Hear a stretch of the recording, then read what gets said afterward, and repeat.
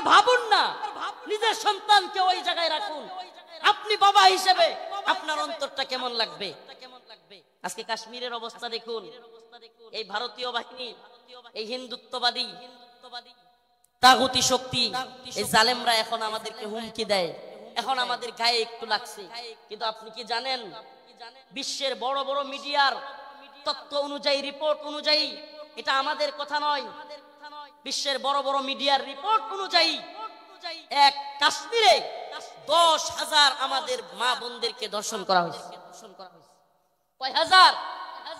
কথা বলেন না, কয় হাজার? 10,000 আমার আপনার মা বোনকে ধর্ষণ করা হয়েছে এক কাশ্মীরের মধ্যে। প্রিয় মুসলিম উম্মাহ, আল্লাহ মাফ করুক, আজকে কাশ্মীরের পরিস্থিতি যদি আমার দেশের হয়, আমার বাংলাদেশের হয়, কল্পনা করা যায়? ওরা উৎপত্তি আছে সীমান্তের ওপারে মুসলিমদেরকে নির্যাতন করার জন্য। সাউন্ড যাচ্ছে না? কি বলতেছে এরা? সাউন্ড যাচ্ছে? আজকে ওরা উৎপেতে আছে সীমান্তের ওপারে, আমাদেরকে হুমকি ধমকি দিচ্ছে হিন্দুত্ববাদী দাদা বাবুরা।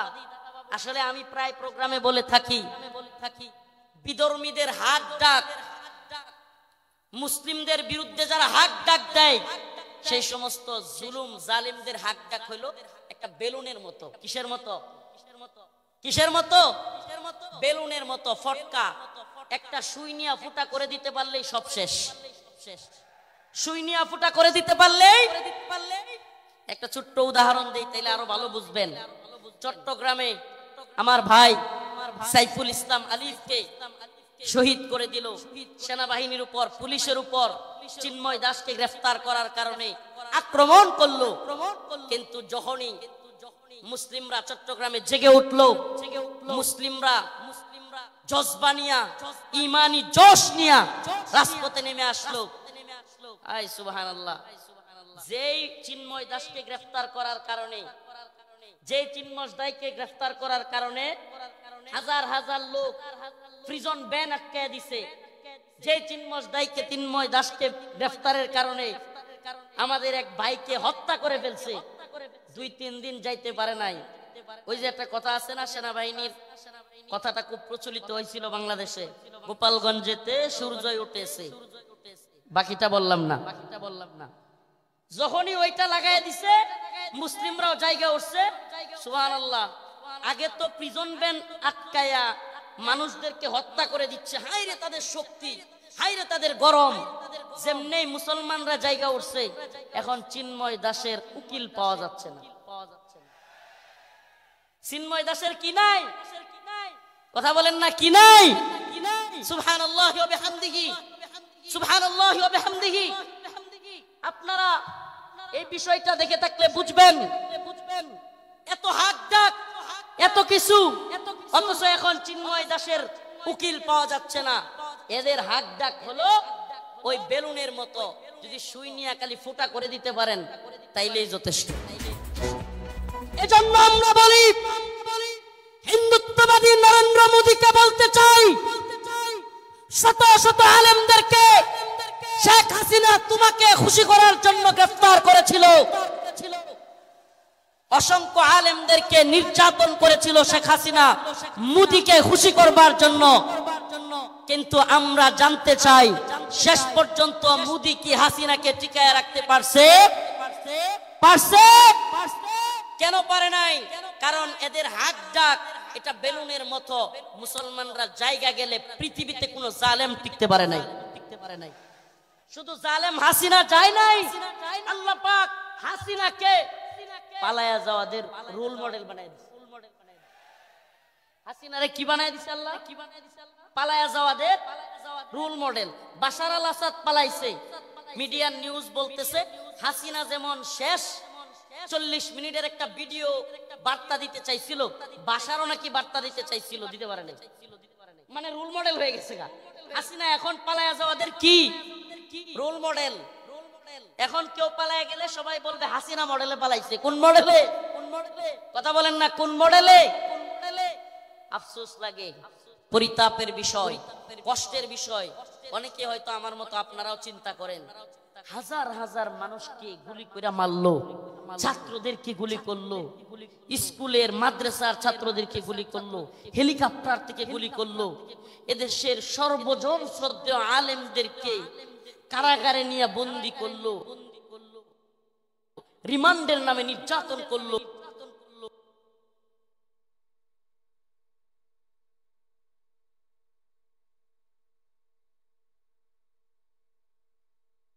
জুলুম করলো।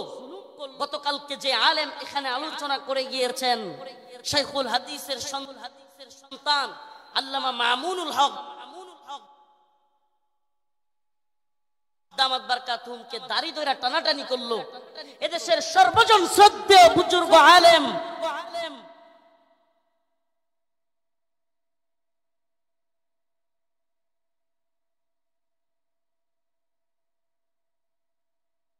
সকলের শ্রদ্ধেয় মানুষ আল্লামা সাইদি রাহিমাহুল্লাহকে কারাগার থেকে হত্যা করে বাহির করলো।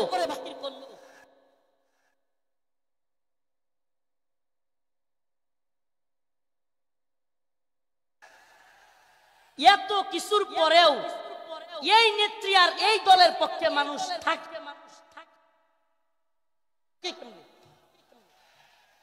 প্রশ্ন আসে না? প্রশ্ন আসে কি আসে না? যে হাজার হাজার ছাত্রদেরকে গুলি করে মারলো, ছোট ছোট বাচ্চাদেরকে হেলিকপ্টার থেকে গুলি করলো, আলেমদেরকে জেলে নিল, রিমান্ডে নিল, ফাঁসি দিল, আলেমদেরকে দেশের সর্বজন শ্রদ্ধেয় আলেমদেরকে কারাগার থেকে হত্যা করে বাহির করলো। আমাকে ব্যক্তিগতভাবে আমাকে জুব্বা টেনে হিচড়ে টিবি হারুনের নেতৃত্বে, এটা সবাই জানেন, জুব্বা খোলা হলো, আমার পরনের লুঙ্গি খোলা হলো, এগুলো খুলে মহিলা দিয়া জড়ায়া দইরা ছবি ভিডিও তোলা হলো। অসংখ্য আলেমের নির্যাতনের নিপীড়নের গল্প শুনলে গা শিউরে উঠবে। যৌনাঙ্গে পর্যন্ত চাপ দিল আলেমদের। এত কিছুর পরেও এই নেত্রী যে তার কর্মীদেরকে রাইখা পালায়, তার পক্ষে কিভাবে লোকেরা থাকে? প্রশ্ন আসে না? আল্লাহ পাক এদের অন্তরের মধ্যে সিলমোহর মেরে দিছে। আল্লাহ পাক এদের কানের মধ্যেও সিলমোহর মেরে দিছে। আল্লাহ পাক এদের চোখের উপরে পর্দা ফেলে দিয়েছে। এরা সেই হাসিনা সরকারের আমলের এত নির্যাতন নিপীড়ন দেখেও দেখবে না। যেমন নির্লজ্জ বেহায়া তার নেত্রী, এমন নির্লজ্জ বেহায়া কর্মী। যেমন নির্লজ্জ বেহায়া তার নেত্রী, যে কিনা ছোট ছোট বাচ্চাদেরকে হত্যা করে, হেলিকপ্টার থেকে গুলি করে। এরপরেও প্রশ্ন এটা হইতে পারে যে আপনি কোন অপরাধ করেন নাই, আমাকে এমন একটা অপরাধ দেখান। ও প্রিয় মুসলিম উম্মাহ, বাংলাদেশের বাইতুল মুকাররমে হেফাজতে ইসলামের আন্দোলনে হাসিনার পুলিশ বুট পয়রা জুতা পয়রা দেশের জাতীয় মসজিদে আলেমদেরকে গুলি করে নাই। এর চাইতে জঘন্য আর কি হইতে পারে? আপনি কোনটা করেন নাই বলেন? আমাদেরকে তাহাজ্জুদের আর এই কোরআন তিলাওয়াতের গল্প শোনায়া আপনি কোন আকামটা করেন? প্রিয় মুসলিম উম্মাহ, যশোরবাসী, এই মেসেজ যশোরের মুসলমানদের জন্য নয়, এই মেসেজ আজকের এই আলোচনা আমার এই দেশবাসীর জন্য আমি রেখে যেতে চাই। আমি আমার কথাগুলো সকলের কানে পৌঁছে দিতে চাই। ও প্রিয় উম্মাহ, প্রিয় জাতি, আমরা চেয়েছি আমাদের অন্তর থেকে আমাদের ছাত্ররা, আমাদের শিক্ষকরা, আমাদের কলামিস্ট, বুদ্ধিজীবী, মুফতি, বক্তা, ছাত্র, সকল শ্রেণী পেশার মানুষ, আমরা চেয়েছি আল্লাহ পাক হাসিনাকে এই ভূখণ্ড থেকে, আমাদের উপর থেকে, জুলুম থেকে বাঁচাক। আল্লাহ পাক আমাদেরকে বাঁচাইছেন কি বাঁচান নাই?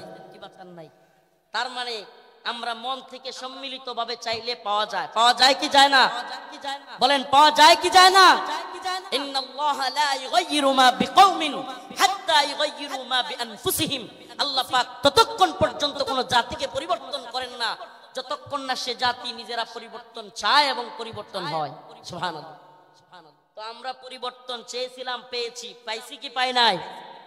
এখন আমাদের আরেকটা পরিবর্তন দরকার। আমাদের মূল বিজয় সেটা, এই বিজয় আমাদের মূল বিজয় না। এই বিজয় যদি আমাদের মূল বিজয় হইতো, তাইলে আমরা আল্লাহর নবীরে কেউ কটূক্তি করলে, গালি দিলে আমরা এই রায় পাইতাম যে তার শাস্তি হবে মৃত্যুদণ্ড। তার শাস্তি কি?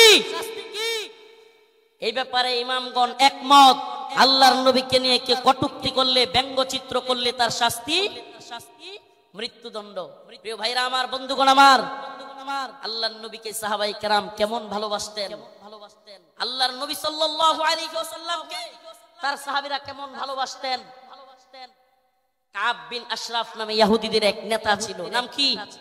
কাব বিন আশরাফ, এক ইহুদি নেতা।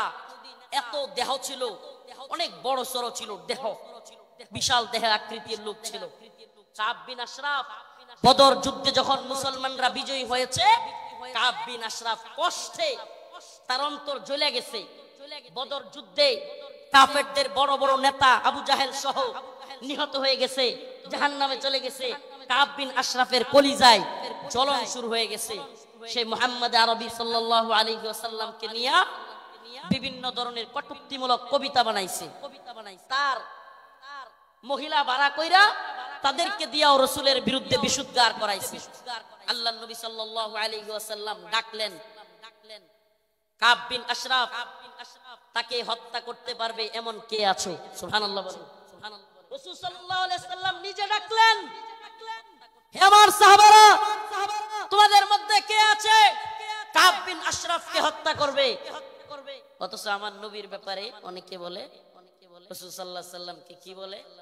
রাসূল সাল্লাল্লাহু আলাইহি ওয়াসাল্লাম এক গালে মারলে আরেক গাল পাইতা দিতেন। ছোটবেলায় এগুলো শুনতাম, নাউজুবিল্লাহ। রাসূলের এক গালে মারবে আর সাহাবায়ে কেরাম বসে বসে দেখবে। ইসলাম সন্ন্যাসী মার্কা ধর্ম না। ইসলাম সন্ন্যাসী মার্কা, সন্ন্যাসীগিরি, গান্ধীগিরি ইসলামে চলে না। ইসলামের বাণী একবারে সুস্পষ্ট, ফায়াকতুলুনা ওয়া ইউকতালুন, হয় মরো নাইলে মারো। দ্বীনের প্রয়োজনে মারতে হবে, মরতে হবে ইনশাআল্লাহ। দ্বীনের প্রয়োজনে মারতে হবে, মরতে হবে। মায়ের খাওয়াও সুন্নাত, দেওয়াও সুন্নাত। আমরা যদি খালি মায়ের খাইতাম, হাসিনার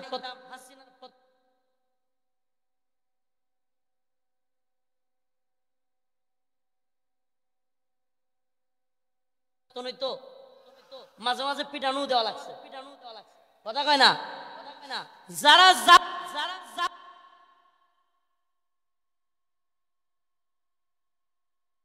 আলিমের পক্ষ নিবে, একটা কথা মনে রাখবেন, মুসলমান ইমানদার, সম্ভবত হযরত আলী রাদিয়াল্লাহু আনহুর কথা এটা, জালেমদের প্রতি সহানুভূতি দেখানো মাজলুমদের সাথে গাদ্দারি। আবারও বলছি, জালেমদের প্রতি উদারতা দেখানো মাজলুমদের সাথে গাদ্দারি। মাজলুমদের সাথে গাদ্দারি করা যাবে? কাব বিন আশরাফ আল্লাহর নবীর নিয়ে কটূক্তি করে। রাসূল সাল্লাল্লাহু আলাইহি ওয়াসাল্লাম বললেন, তোমাদের মধ্যে কে আছে যে কাব বিন আশরাফকে হত্যা করবে? আল্লাহর নবীর এক সাহাবী মুহাম্মদ বিন মাসলামা দাঁড়ায় গেলেন, ইয়া রাসূলুল্লাহ আতুহিব্বু আন তাকতুলাহু? ইয়া রাসূলুল্লাহ, আমি একটু তার সাথে গল্প করব, বানায় সিনায় গল্প করব আর কি, তার একটু খুশি করব, অনুমতি দিলাম। রাসূলুল্লাহ সাল্লাল্লাহু আলাইহি ওয়াসাল্লাম আশরাফের কাছে গেলেন। কাব বিন আশরাফের কাছে গিয়ে আল্লাহর নবীকে নিয়ে যেহেতু বইলা আসছেন, একটু গল্প করবেন বানায়া সিনায়া। যুদ্ধ মানেই ধোঁকা, আপনি সবকিছু যুদ্ধে আপনি পারবেন না। যুদ্ধ মানেই ধোঁকা, মাঝে মাঝে ধোঁকা দিতে হয়। তো কাব বিন আশরাফে গিয়া বললেন, আমরা তো মুহাম্মদ রে নিয়া খালি যাকাত চাই, খালি যাকাত দিতে হয়, সদকা দিতে হয়, বিপদে আছি মুহাম্মদ রে নিয়া। নাউজুবিল্লাহ সাল্লাল্লাহু আলাইহি ওয়াসাল্লাম রাসূল সাল্লাল্লাহু আলাইহি ওয়াসাল্লামের ব্যাপারে কাব বিন আশরাফকে খুশি করার জন্য কাব খুব খুশি হয়ে গেল। আগেই কিন্তু অনুমতি নিয়ে আইছেন, আগেই অনুমতি নিয়েই আসছেন। আল্লাহর নবীর ব্যাপারে বললেন কাব বিন আশরাফকে, আমরা তো মুহাম্মদ রে নিয়া বিপদে আছি, কি সাদাকা যাকাত দিতে দিতে আমরা শেষ হয়ে যাচ্ছি। কাব কয়, কে আগেই কইছিলাম না? খুব খুশি হয়েছে, আগেই তো কইছিলাম। এবার মুহাম্মদ বিন মাসলামা বললেন, তোমার কাছে কিছু কর্জা চাই। কি চাই? কর্জা চাই, আমাদেরকে কিছু খাদ্য দাও। কাব বিন আশরাফ বলল, দিতে পারি, কিন্তু কিছু বন্ধক রাখতে হবে। আল্লাহর নবীর সাহাবী মুহাম্মদ বিন মাসলামা রাদিয়াল্লাহু আনহু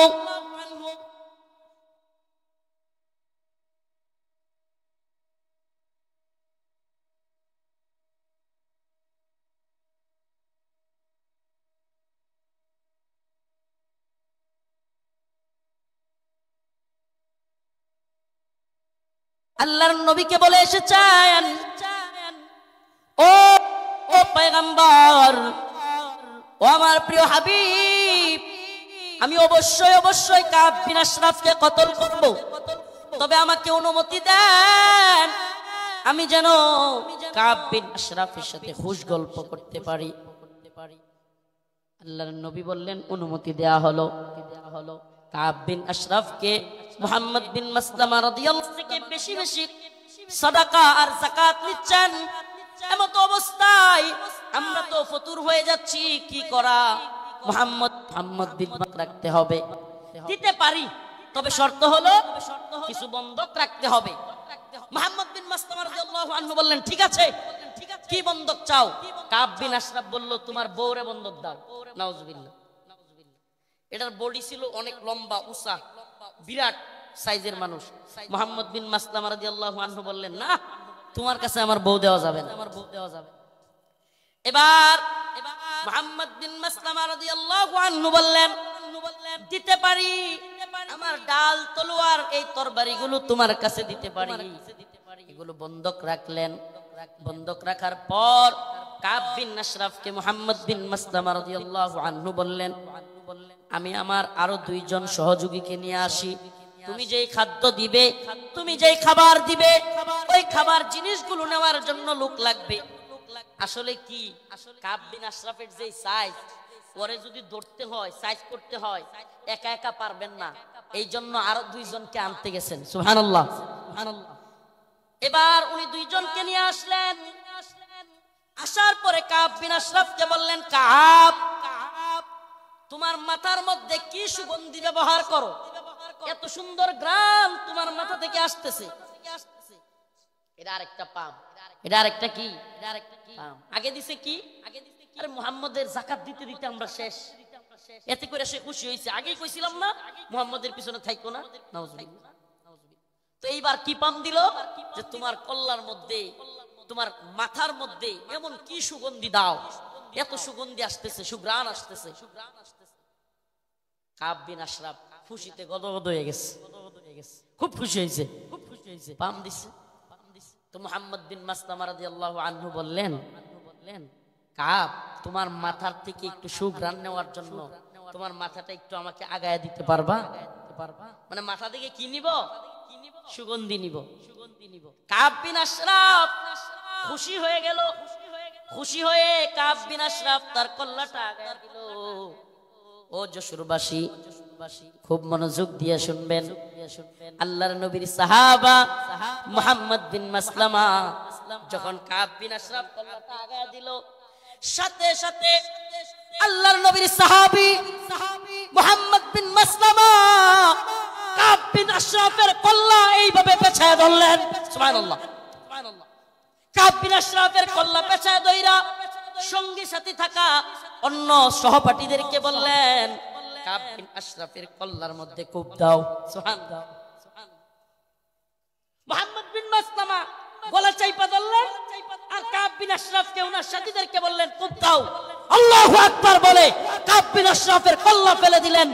ও মুহাম্মদ আরবির উম্মতেরা, সেই জগৎ বিখ্যাত উক্তি শেখ খালিদ আর রশিদ ফাকাল্লাহু আসরার কণ্ঠে কণ্ঠ মিলিয়ে বলতে চাই, ইয়া উম্মত মুহাম্মদ, ইয়া উম্মত মুহাম্মদ, আমার নবীকে নিয়ে কটূক্তি করা হবে, আমার নবীকে নিয়ে ব্যঙ্গচিত্র বানানো হবে।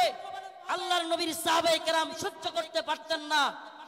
ফরমায়া রাসূলুল্লাহ সাল্লাল্লাহু আলাইহি ওয়াসাল্লাম, ফরমায়া রাসূলুল্লাহ সাল্লাল্লাহু আলাইহি ওয়াসাল্লাম, মান সাব্বা নাবিয়ান ফাকতুলু, আল্লাহর নবীকে নিয়ে যে কটূক্তি করবে, রাসূল সাল্লাল্লাহু আলাইহি ওয়াসাল্লামকে যে গালি দিবে, তার শাস্তি একটাই। সমস্ত ইমাম একমত, আল্লাহর নবীকে নিয়ে কটূক্তিকারীর শাস্তি ওয়াজিবুল কতল, তাকে হত্যা করা হবে, তার কল্লা থেকে গলাকে আলাদা করে দিতে হবে।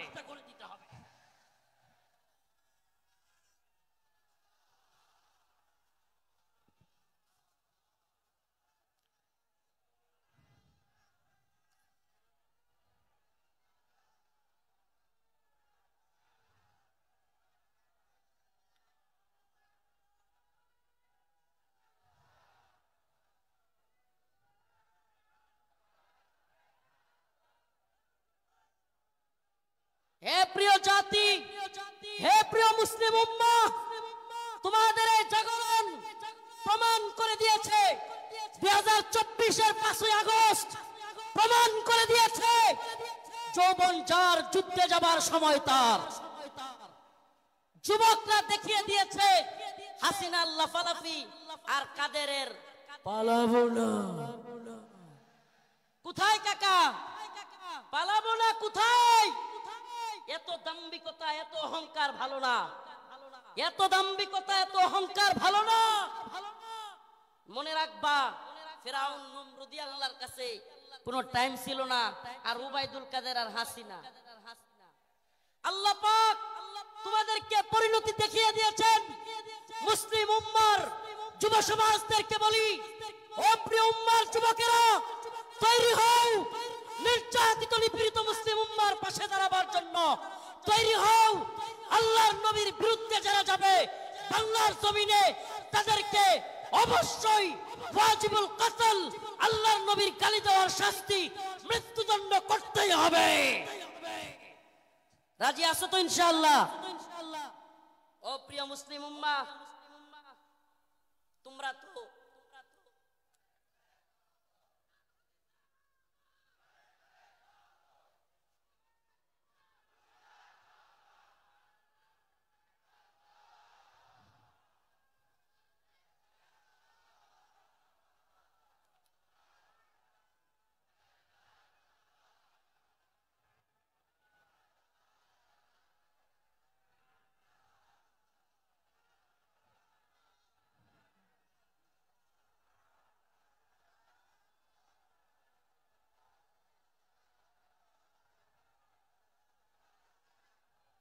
হে প্রিয় মুসলিম উম্মার যুবকেরা, তোমাদের এই দ্বীনি আবেগ, এই দ্বীনি জজবাকে যদি সত্যি বলি, আল্লাহি বিল্লাহি তাল্লাহি কসম আল্লাহর, এই জজবাকে যদি আমরা কোরআনের পক্ষে কাজে লাগাইতে পারি, তাহলে আর কোনো নতুন সরকার নয়, এই ভূখণ্ডে আমরা কোরআনী শাসন চালু করতে পারবো।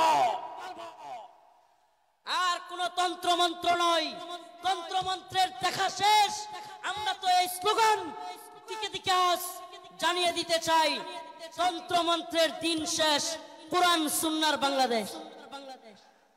বলেন না, তন্ত্র মন্ত্রের দিন শেষ, কোরআন সুন্নাহর বাংলাদেশ। সাবিলুনা সাবিলুনা, তারিকুনা তারিকুনা। স্লোগান আজকে একটু ব্যতিক্রম হবে। আমি বলবো আল্লাহর জমিনে আল্লাহর আইন বাস্তবায়ন ফরজে আইন। বলতে পারবেন?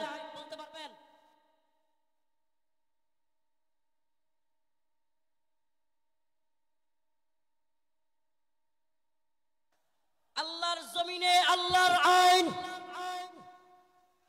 বাস্তবায়ন ফরজে আইন। হয়তো শরীয়ত,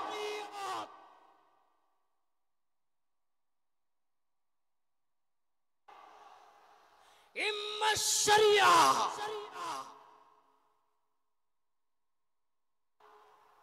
ইম্মা শরিয়া, হয়তো শরিয়ত। হয়তো আমরা শাহাদাত বরণ করব, না হলে ভূখণ্ডে শরীয়ত প্রতিষ্ঠা করব। কালেমার পতাকা দেখলে যেগুলোর জ্বলে এগুলোরে সাবধান করে দিতে চাই। এ ভূখণ্ডে লা ইলাহা ইল্লাল্লাহর পতাকা উড়বেই, আজ হোক কাল একদিন উড়বেই। ইসাবাতান মিন উম্মতি আহরাজাহুম আল্লাহু মিনান নার, ইসাবাতুন তাগজুল হিন্দা ওয়া ইসাবাতু মা ঈসা ইবনে মারইয়াম। রাসূলের ঘোষণা, এই ভূখণ্ডে হিন্দুত্ববাদী ব্রাহ্মণ্যবাদী তাগুতি শক্তির বিরুদ্ধে, দিল্লির বিরুদ্ধে, হিন্দুত্ববাদীদের বিরুদ্ধে আল্লাহর নবী বলেছেন মুসলমানদের একটা গজওয়া হবে, গজওয়াতুল হিন্দ হবে। সেই যুদ্ধে মুসলমানরা বিজয়ী হবে। শুধু বিজয়ী ইনশাআল্লাহ।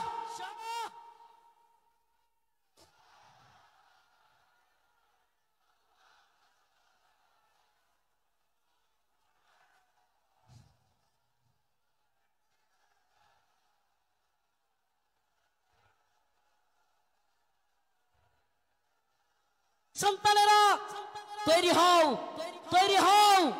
আর কোন তন্ত্র মন্ত্রের জন্য ডাক নয়, ডাক আসবে দাওয়া ইরদাদ শাহাদাতের ডাক আসবে। শহীদ হইতে রাজি আছো তো ইনশাআল্লাহ? জীবন দিতে প্রস্তুত আছো তো ইনশাআল্লাহ? আরে আমরা দুনিয়ায় এসেছি দ্বীনের জন্য, শহীদ হওয়ার জন্য। এই দুনিয়ায় আর কোনো সফলতা নাই, আল্লাহর জন্য শাহাদাতের মধ্যেই সফলতা। ইম্মা শরিয়া ওয়া ইম্মা শাহাদা, হয়তো শরীয়ত। আল্লাহর জমিনে আল্লাহর আইন। এই জমিন কার? এই চিৎকার করে বলেন কার? জমিন কার? হুকুম চলবে কার? ইনিল হুকমু ইল্লা লিল্লাহ, আমার আল্লাহ তা'বুদু ইল্লা ইয়া। হুকুম হবে আল্লাহর, ইবাদত হবে আল্লাহ। ইবাদত হবে কার? একমাত্র আল্লাহর। এই কোন তাগুতের গোলামি আমরা করব না। আমরা কার গোলাম? আমরা ভারতের গোলাম নই, আমরা আমেরিকার গোলাম নই, আমরা ইসরায়েলের গোলাম নই। আমরা কার গোলাম? গোলামি হবে কার? পৃথিবীবাসী জেনে রাখো, আমরা আল্লাহর গোলামি করি। এই মাথা নোয়াবো তো আল্লাহর কাছে। এই মাথা নোয়াবো তো কার কাছে? পৃথিবীর কারো কাছে আমাদের মাথা নত হবে। এবার আমার ডকুমেন্টারি তো দেখলেন, শাইখুল হাদিস ইবনে শাইখুল হাদিসের ডকুমেন্টারি দেখলেন, অন্যান্য আলেমদের ডকুমেন্টারি তো দেখবেন। আমি কিছু মাজলুমদের ডকুমেন্টারি আপনাদের সামনে বলে যাই, কলিজা ফেটে যায়। ও মুসলিম উম্মার প্রিয় যুবক ভাইরা, আপনারা জেনে থাকবেন 2013 সালে শাপলা চত্বর এক ভয়াবহ রাতের সাক্ষী অনেকেই। আপনারা জেনে থাকবেন। প্রিয় বাবাজি, আজকের প্রোগ্রামের আয়োজক সহ সবার এই কথাগুলো মনোযোগ সহকারে শোনা দরকার। আমি আপনাদের সামনে এমন কিছু ব্যক্তিদের কারগুজারি শোনাবো যারা 2013 সালে রাসূলুল্লাহ সাল্লাল্লাহু আলাইহি ওয়াসাল্লামকে যারা কটূক্তি করেছিল, আল্লাহর নবীকে নিয়ে যারা ব্যঙ্গচিত্র বানিয়েছিল, আল্লাহ এবং তার রাসূলের বিরুদ্ধে যারা কথা বলেছিল, যেই কারণে হেফাজতে ইসলাম শাপলা চত্বরে যেতে বাধ্য হয়েছিল, সেই সমস্ত নরপিশাচ, সেই সমস্ত কুখ্যাত শাতেমে রাসূল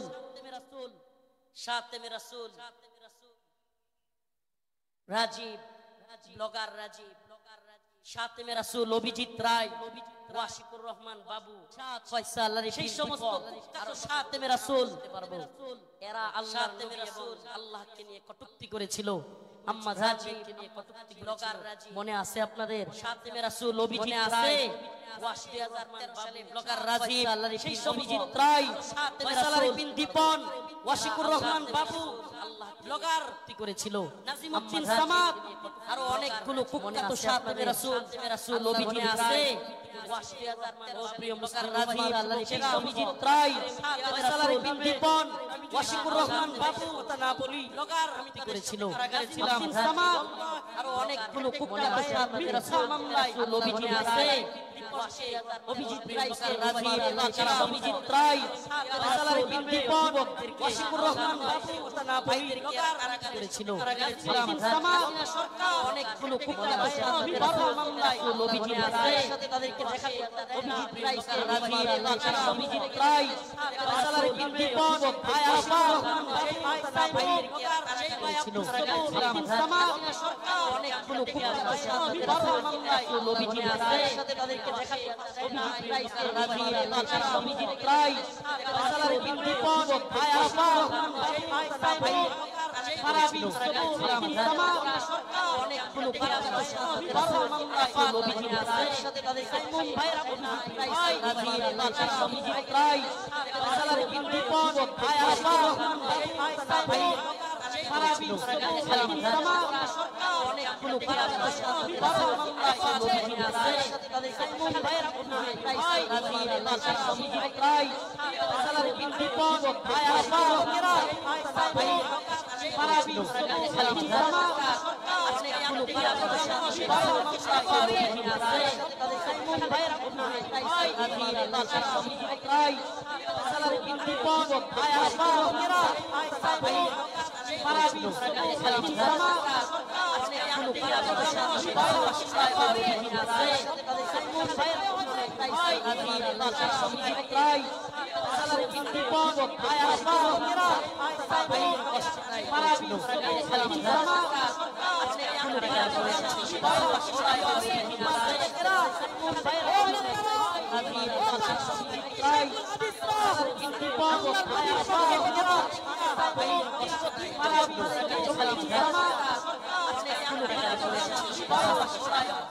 এখন ওই ভাইগুলো মুক্তি পাচ্ছে না।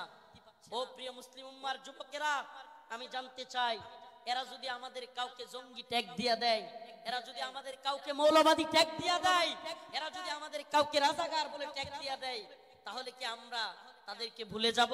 ভুলে যাব? আমার কথা বুঝতেছেন? জালেমদের একটা কূটকৌশল হলো আলেমদের নামে ট্যাগ দেওয়া, নেম কিলিং, এটাকে বলে নেম কিলিং, ট্যাগ দেওয়া। আল্লামা সাঈদী রাহিমাহুল্লাহকে কষ্ট নিয়ে বলতে হচ্ছে, যখন তিনি জীবিত আমাদের অনেক আলেম ওনাকে নিয়ে কথা বলার সাহস করে নাই, ওনার পক্ষে কথা বলে নাই। কেন বলে নাই? কারণ ওনাকে রাজাকারের মামলা দেওয়া হয়েছে। এখন আমরা যদি ওনার পক্ষে কথা বলি, তাইলে আমাদেরকেও না জানি রাজাকারের মামলা দিয়ে দেয়।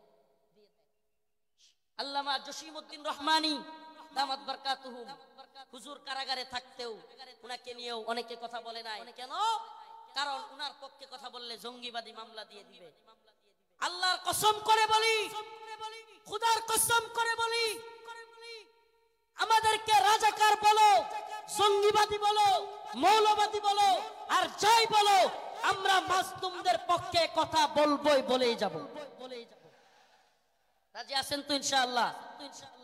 আল্লামা সাঈদী রাহিমাহুল্লাহ চলে গিয়েছেন, জসিমউদ্দিন রহমানী হাফিজাহুল্লাহ বের হয়ে গিয়েছেন।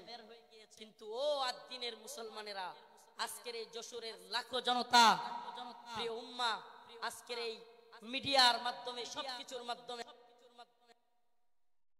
আমি জানাতে চাই, আমার ভাইরা আল্লাহর নবীর পক্ষে লেখালেখি করতে গিয়া যারা মামলা খেয়েছে, ফাঁসির রায় লেগে গেছে, আমরা কি তাদের মুক্তি চাই? মুক্তি চাই? আমার ভাইদেরকে 2-3টা করে ফাঁসির রায় দিয়ে বন্দী করে রেখেছে হাসিনা। হাসিনার কাজই ছিল বিভিন্ন জঙ্গি নাটক সাজায়া আলেমদেরকে, তরুণ তরুণ যুবকদেরকে যারা দ্বীনকে ভালোবাসে, টাকনুর উপর কাপড় পরে, এদেরকে ইন্ডিয়ার কথায় রয়ের প্ল্যানে মুসলিম উম্মার যুবকদেরকে, দ্বীন যারা ভালোবাসে তাদেরকে গ্রেফতার করা, তাদেরকে জঙ্গি বলা, মৌলবাদী বলা, এটা একটা ট্রেন্ড ছিল। এটা তাদের একটা ট্যাগ মিশন ছিল, মিশন, তাদের একটা মিশন। এই মিশন আমরা পা দিতে পারি না। আমরা আমাদের ভাইয়ের মুক্তি চাইবই, ঠিক আছে তো ইনশাআল্লাহ? সবাই মুক্তি চান তো ইনশাআল্লাহ? আমার প্রিয় ভাইদের মুক্তির ব্যবস্থা করা হোক, দ্রুত মুক্তি দেয়া হোক। যদি তারা মুক্তি না পায়, খোদার কসম করে বলি, এত বড় বড় বক্তা, এত যশ খ্যাতি মূল্যহীন, মূল্যহীন, মূল্যহীন। আমরা যদি মাসলুমদের পাশে দাঁড়াতে না পারি, আজকের আলোচনার বিষয় এটাই। ওমা লাকুম লা তুকাতিলুনা ফি সাবিলিল্লাহ ওয়াল মুস্তাদাফিনা মিনার রিজাল ওয়ান নিসাই ওয়াল ওয়িলদানিল্লাযীনা يقولون ربنا أخرجنا من هذه القرية الظالم أهلها واجعل لنا من لدنك وليا واجعل لنا من لدنك نصيرا الله رب العالمين বলেন وما لكم لا تقاتلون في سبيل الله তোমাদের কি হয়ে গেল? তোমরা আল্লাহর পথে কিতাল করতেছো না, যুদ্ধ করতেছো না। জিহাদ বললে অনেকে অপব্যাখ্যা করে, নফসের জিহাদ, এটা সেটা অনেক অপব্যাখ্যা করে। কারণ কি? কারণ আল্লাহ বলছেন কুতিবা আলাইকুমুল কিতাল ওয়া হুয়া কুরহুল লাকুম। কারণ আল্লাহ পাক জানতেন জিহাদের ব্যাপারে অনেকের অ্যালার্জি থাকবে, অনেকে অপছন্দ করবে। আমাকে বলেন, আল্লাহ পাক যখন কোরআনে কারীম নাজিল করেছেন, আল্লাহর রাসূল কি জিহাদকে অপছন্দ করতেন? হ্যাঁ, সাহাবায়ে কেরাম অপছন্দ করতেন। তাহলে এই আয়াত কাদের জন্য? কুতিবা আলাইকুমুল কিতাল ওয়া হুয়া কুরহুল লাকুম। এই আয়াত কাদের জন্য? আল্লাহ পাক জিহাদকে যুদ্ধকে ফরজ করেছেন দ্বীনের জন্য, অথচ তোমরা তা অপছন্দ করবে, অপছন্দ করো। আল্লাহ বলেছেন তোমাদের অনেক জিনিস আছে অপছন্দ, কিন্তু হুয়া খায়রুল লাকুম, সেটার মধ্যে কল্যাণ আছে। আমার তো মনে হয় আল্লাহ পাক, আমার মনে হয় না, এটাই তাফসীর, এটাই ব্যাখ্যা, যে আল্লাহ পাক সেই সমস্ত লোকদেরকে উদ্দেশ্য করে বলেছেন যারা জিহাদকে অপছন্দ করবে। সাহাবায়ে কেরাম জিহাদকে অপছন্দ করতেন না, আল্লাহর নবী আল্লাহর দ্বীনের পক্ষে জিহাদকে অপছন্দ করতেন না। যারা অপছন্দ করে তাদের জন্য এই কথা।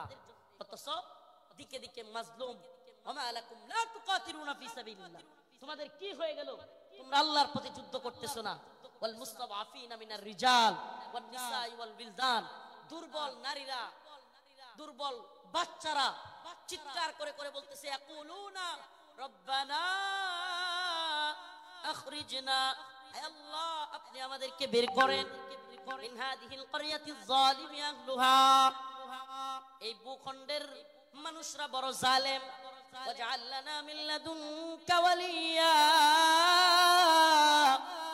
আপনি আমাদের জন্য অভিভাবক পাঠান, ওয়াজআল লানা মিন লাদুনকা নাসীরা, আপনি আমাদের জন্য সাহায্যকারী পাঠান। মাজলুমদের সাহায্যকারী হইতে রাজি আছি তো ইনশাআল্লাহ? মাজলুমদের সাহায্যকারী হইতে রাজি আছি তো ইনশাআল্লাহ? তাইলে আজকে থেকে ইসরায়েলি পণ্য বয়কট, রাজি আছেন তো ইনশাআল্লাহ? আজকে থেকে যে সমস্ত মাজলুমরা রাসূলের পক্ষে লিখতে গিয়ে বলতে গিয়ে আমার ভাই ফারাবি, আমার ভাই আরাফাত, সাইমুম, আমি আমার ভাই বলতেছি, পারলে আমারে মামলা দিয়ে দে, আমার যায় আসে না। তাদের সাথে আমারে মামলা দিয়ে দিলে আমার যায় আসে না, এরা আমাদের ভাই। আমরা অনেকেই সেই গাজী ইলমুদ্দিনের গল্প বলি, ভারতে রঙ্গিলা রাসূল বই লিখেছিল, নাউজুবিল্লাহ, সেই গল্প বলতে পছন্দ করি। কিন্তু বাংলাদেশের গাজী ইলমুদ্দিনরা 2টা-3টা করে ফাঁসির রায় নিয়ে কারাগারে পড়ে আছে, সেই খবর আমরা কেউ রাখি না। প্রিয় ভাইরা আমার, বন্ধুগণ আমার, মাজলুম উম্মার পক্ষে দাঁড়াতে হবে। আজকের আমার আলোচনার মূল কথা মাজলুম উম্মার পাশে দাঁড়াতে, মাজলুম উম্মার পাশে দাঁড়াতে। ইন্নামাল মুমিনুনা ইখওয়া, মুমিন মুমিনের ভাই। আমার অন্য মুমিন ভাই কষ্ট পেলে আমার অন্তরে আঘাত আসবে। এদেশের কোন আলেমকে আল্লাহ না করুক জাতীয় আন্তর্জাতিক চক্রান্তের কারণে নতুন করে কেউ যদি, কোন জালেম যদি এদেশের কোন আলেমকে আবারও জুলুম করতে চায়, আবারও যদি শেখুল হাদিস আল্লামা মামুনুল হককে, শেখুল হাদিস আল্লামা মামুনুল হক সহ, মুফতি আমির হামজা সহ, মুফতি হারুন ইজহার, এদেশের অনেক বক্তা যারা কিনা কারাগারে ছিল, আবারও যদি সেই সমস্ত আলেমদেরকে কেউ গ্রেফতার করবার দুঃসাহস করে জাতীয় আন্তর্জাতিক চক্রান্তের কারণে, আবারও যদি আলেমদের দিকে কেউ চোখ তুলে তাকায়, কেউ যদি হাত তোলার সাহস করে, সেই হাত ভেঙে ঘুরিয়ে দেওয়ার হিম্মত আছে তো মুসলমান? আছে তো ইনশাআল্লাহ? জাতীয় আন্তর্জাতিক চক্রান্ত চলছে।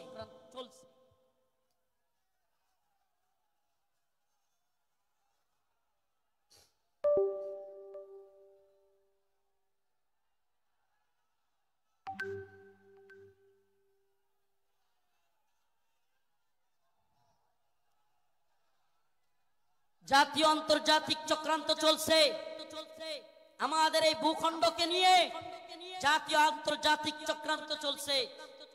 এই চক্রান্তের ডালপালা গভীরে আমরা জাতি হিসেবে সজাগ থাকব। একটা কথা মনে রাখবেন, আগামীকালকে আপনার ঘরে চুরি অথবা ডাকাতি হবে, আপনি যদি আগে ভাগে জানতে পারেন, তাইলে আপনি ডাকাতকে কিভাবে আটকাইতে হবে এটা আপনি আরামসে বুঝে যাবেন। সজাগ থাকা খুব জরুরি। আগামীকালকে ডাকাত আপনার বাড়িতে হামলা করবে, যদি ডাকাতকে নিজে সামলাইতে না পারেন, প্রয়োজনে আগামীকালকে আসবে জানলে প্রয়োজনে মাইকিং করবেন, ঠিক ঠিক না? প্রয়োজনে কি করবে? মাইকিং করে হইলেও ডাকাত আটকাবে। তো যদি আমরা জানি আমাদের বিরুদ্ধে চক্রান্ত হচ্ছে, হিন্দুত্ববাদী ভারত আমাদের বিরুদ্ধে চক্রান্ত অব্যাহত রেখেছে, এমন কি আমরা শুনতে পাই বর্তমান উপদেষ্টা কমিটিতেও ভারতীয় দালালরা বসে গেছে। এই কথা আমরা শুনতে পাই, বর্তমান উপদেষ্টা কমিটিতে ভারতীয় দালাল ঢুকে গেছে। আমাদের বক্তব্য স্পষ্ট, মোমেন এক গর্তে দুইবার পা দেয় না। মোমেন এক গর্তে দুইবার পা। আমরা আর ধোঁকা খেতে চাই না। আমরা আর কোন জালেমদেরকে, ইন্ডিয়ার গোলামদেরকে বাংলার ক্ষমতার মস্তদে দেখতে চাই না। মাওলানা আব্দুল হামিদ খান বাসানী বলেছিলেন, পিন্ডি ছেড়েছি দিল্লির গোলামের জন্য নয়। কথাটা মনে আছে আপনাদের? রাওয়ালপিন্ডি পিন্ডি ছেড়েছি দিল্লির গোলামির জন্য নয়। অর্থাৎ পাকিস্তানের পিন্ডি ছেড়েছি ভারতের দিল্লির গোলামির জন্য নয়।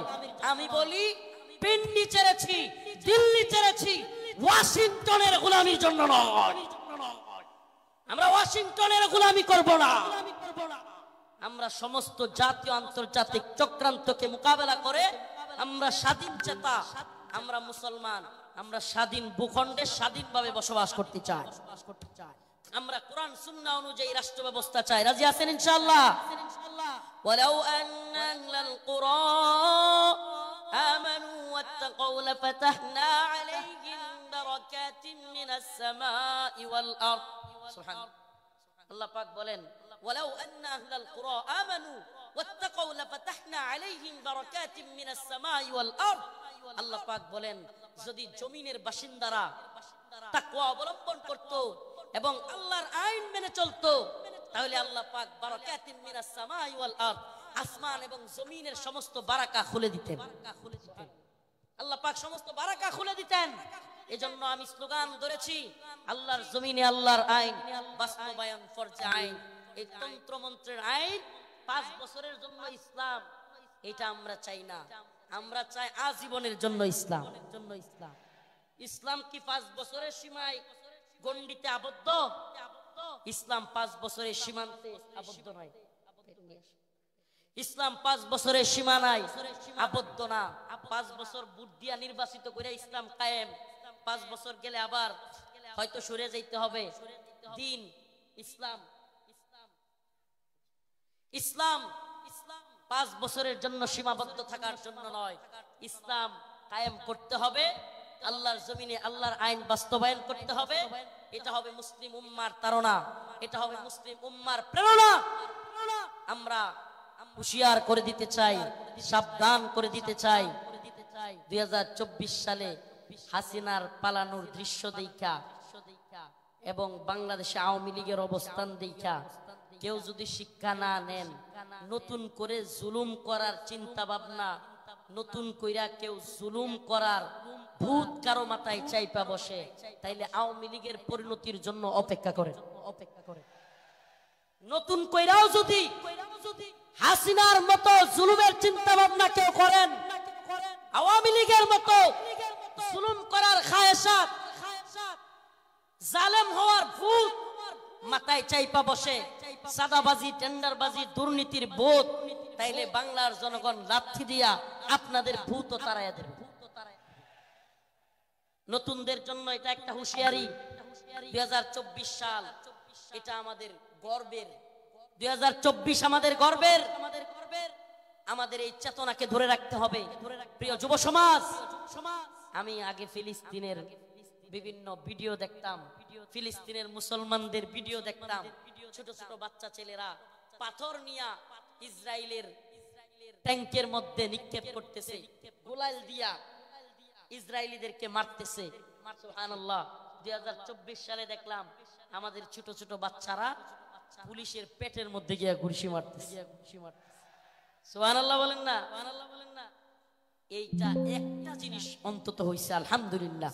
2024 সালে আমরা এটা অন্তত বুঝছি, যুব সমাজ জেগে উঠলে জালেমের পরিণতি ভয়াবহ। যুব সমাজ জেগে উঠলে জালেমের পরিণতি কি? তো যশোরবাসী, আপনারা কি ঘুমায় গেছেন নাকি জাগ্রত আছেন? হাসিনা ভারতের গোলামি করেছিল, বাংলাদেশকে দিল্লির একটা, কি বলবো এটাকে, অনেকে বলে অঙ্গরাজ্য, আমি বলি অঙ্গরাজ্য না। হাসিনা এটাকে দিল্লির একটা ডাস্টবিন বানাইছে। দিল্লির ডাস্টবিন মানে দিল্লি আমাদের আম খাবে, আমাদের ইলিশ খাবে, আমাদের সব কিছু নিবে, ট্রানজিট নিবে, আমাদের রেল লাইন নিবে, আমাদের সব কিছু নিবে, আর আমাদেরকে লাশ উপহার দিবে। আমাদেরকে বন্যার পানি দিয়া বাসায়া একের পর এক লাশ উপহার দিবে। এটাকে আপনি ডাস্টবিন না বলে কি বলবেন? এটা কি বন্ধুত্ব? এটা কি বন্ধুত্ব? আমি তো বলি হাসিনা বিগত 16 বছরে বাংলাদেশের সাথে ভারতের যে সম্পর্ক তৈরি করেছিল, যদিও তাদের নেতারা বলেছে অনেকে স্বামী স্ত্রীর সম্পর্ক, আমরা বলি অবৈধ সম্পর্ক, এটা অবৈধ। এজন্য অবৈধ সম্পর্কের কন্যারে জায়গায় পাঠিয়ে দিছি। আল্লামা সাইদী রাহিমাহুল্লাহ বলেছিলেন, এই কথাটা আমার এখনো কানে ভাসে, সরকারকে বলবো বেশি তিরিং বিরিং করিও না। বাংলার জনগণ বেশি তিরিং বিরিং করলে এমন এক ফ্লাইং কিক মারবে, মামার বাড়ি দিল্লি গিয়া পড়বা।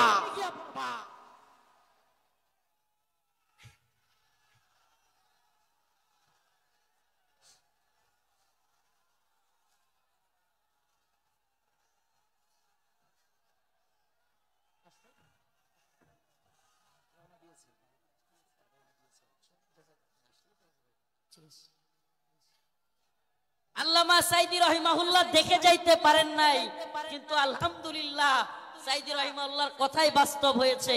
বাংলার জনগণ ফ্লাইং কিক মারছে, রান্না করা খাবার খাওয়ারও সময় নাই, রান্না করা খাবার খাওয়ারও সময় নাই। ও প্রিয় মুসলিম উম্মার যুবকেরা, আজকের এই আদ্দিন ফাউন্ডেশন যশোরের আজকের এই অনুষ্ঠান থেকে আমার আখিরি পয়গাম হবে, ও মুসলিম উম্মার যুবকেরা, আমাদেরকে মৌলবাদী বলা হোক, জঙ্গিবাদী বলা হোক, আমাদেরকে রাজাকার বলা হোক, যে কোনো ট্যাগ আমাদেরকে দেয়া হোক, আমরা দ্বীনের পক্ষে ছিলাম, আছি, থাকবো। আল্লাহর জমিনে আল্লাহর আইন বাস্তবায়ন হওয়ার আগ পর্যন্ত আমরা থামবো না। আমি তো আশাবাদী এই মুসলিম উম্মার জাগরণ। অনেকে বলে হুজুর মাহফিলের প্যান্ডেলে এত মানুষ হইলে লাভ কি? কিছুই তো হয় না। আমি বলি হাসিনার অবস্থা দেখেও বুঝো না? কিছুই হয় না, হয় হাসিনার অবস্থা দেখেও বুঝো না? তোমার কি মনে হয় এই খুঁটা আন্দোলন এত বিস্ফোরণ এটা এমনি এমনি হয়ে গেছে? প্রিয় ভাইরা আমার, বন্ধুগণ আমার, একটু যদি আপনি চোখ বুলায়া দেখেন তাইলেই দেখবেন মানুষের মধ্যে 2013 সালের শাপলা চত্বরে নৃশংসভাবে আলেম উলামাদেরকে, ছাত্রদেরকে গুলি করে মারার সেই যে ভয়াবহ চিত্র অন্তরের মধ্যে সেটা ছিল কি ছিল না? অসংখ্য আলেমদেরকে গ্রেফতার, রিমান্ডে নির্যাতনের চিত্র তাদের অন্তরে ছিল কি ছিল না? আল্লামা সাইদী রাহিমাহুল্লাহকে কারাগার থেকে হত্যা করে বাহির করার চিত্র, ঢাকায় আল্লামা নূর হোসেন কাসেমী রাহিমাহুল্লাহ, আল্লামা সাইদী রাহিমাহুল্লাহর জানাজা পড়তে না দেওয়ার দৃশ্য বাংলার যুবকেরা কি ভুলে গেছে? ভুলে যায় নাই। সবগুলো বিষয় একত্রিত হইয়া শেষে যখন সাধারণ ছাত্রদেরকেও গুলি করে হাসিনা মারা শুরু করলো, একটা বিস্ফোরণ ঘটে গেল। ঠিক না? তো বিস্ফোরণ কোত্থেকে শুরু হয়েছে? সেই আগে থেকে এই বিস্ফোরণ শুরু হয়েছে। এজন্য বলি প্রিয় মুসলিম উম্মাহ, আপনাদের প্রতি আমার আখির পয়গাম, ও আদ্দিনের মুসলমান, আজকের এই যশোরবাসী, খুলনাবাসী, সারা বাংলাদেশ থেকে আগত মিডিয়ার মাধ্যমে সারা দেশে যারা আমার কথাগুলো শুনবেন, আমার একটা পয়গাম, আখিরি পয়গাম আপনাদের প্রতি। ও প্রিয় মুসলিম উম্মাহ, আমাদেরকে দ্বীনের প্রয়োজনে, আল্লাহর জমিনে আল্লাহর দ্বীন বাস্তবায়নের জন্য, কাফের মুশরিকদের মোকাবেলা করবার জন্য, প্রয়োজন হলে দ্বীনের জন্য ময়দানে শহীদ হওয়ার জন্য তৈরি থাকবে। এটা মনে রাখবেন, শাহাদাতের তামান্না। আল্লাহ পাক আমাদেরকে কবুল করুক, মঞ্জুর করুক, বলেন আমিন। শাহাদাতের তামান্না, আখিরি পয়গাম।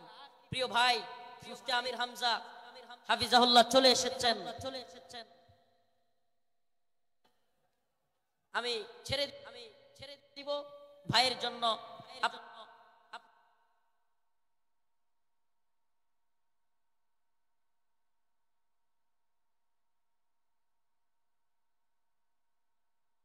আপনাদের কাছে খাস করে দোয়া চাই, খাস ভাবে দোয়া চাই। নাসরুম মিনাল্লাহ ওয়া ফাতহুন করিব। ওয়াবাশশিরিল মুমিনিন। আসসালামু আলাইকুম ওয়া রাহমাতুল্লাহি ওয়া বারাকাতুহু। নারায়ে তাকবীর, লিল্লাহি তাকবীর।